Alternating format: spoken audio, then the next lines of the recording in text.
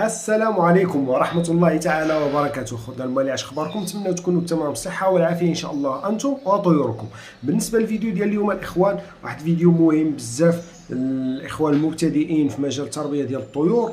فكنلقى بزاف في الجروبات كتلقى واحد الانسان كاتب لك: الاخوان النتوى ديال الكنار نعست لي على البيض 20 يوم وباقي ما فقش. فهذا خطأ، وخطأ كبير بزاف. فانت كتسمى هنا ضيعتي واحد العدد ديال الايام، ضيعتي واحد 14 يوم. الانثى ديال الكنار كتفقس ما بين 13 يوم حتى ل 15 يوم، ما كتفوتش 15 يوم كتكون فقصات. باش يبان لك هذاك البيض واش مخصب، واش غيتفقس ولا ما غاديش يتفقس، فانت كتقيد النهار اللي نعسات فيه النتوى على البيض، ومن بعد 5 ايام حتى ل 6 ايام ماكسيموم، كحد اقصى 6 ايام غادي تهز هذاك البيض وغادي تقلبو. وانا نوريكم الطريقه كيفاش. الطريقه كيفاش كتقلب البيض: كتشد البيضه كتحطها فوق، كتشد واحد الفلاش ديال التليفون كتحط البيضه فوق الفلاش. الا بانوا لك عروق دمويه فهذيك البيضه مخصبه. الا ما بانوش لك العروق الدمويه باقا البيضه هي وهي دوزات واحد 6 ايام ديال الحضن، فهنا كتعرف بان هذيك البيضه غير مخصبه، وبالتالي ما صالحاش، ما عمر غادي تفقش، وخا تنعش عليها النتوى 20 عام ما غاديش تفقس.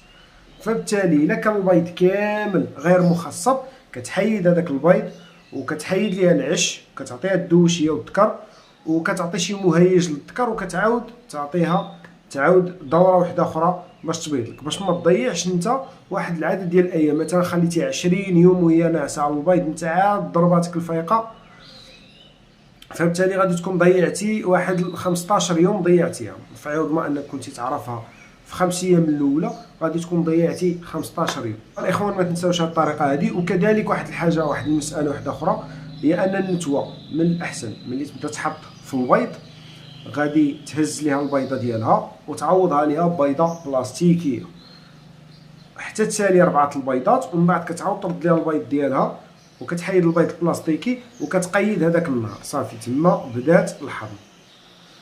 ملي بدات الحضن دوز 5 ايام غتقلب ليها البيض بالطريقه اللي شرحت لكم الاخوان. كان البيض عامر كتخليه ليها، كاين البيض خاوي كتحيدو ليها، كان كلشي خاوي كتحيد ليها كلشي، وتعطيها تبدا دوره واحده اخرى هكذا باش ما تضيعش انت في عدد الايام. وهكذا تدارك الموقف وتعرف السبب مناش، واش تبدل الذكر او لا تعطي الذكر واحد الفيتامين باش يلقح النتوى.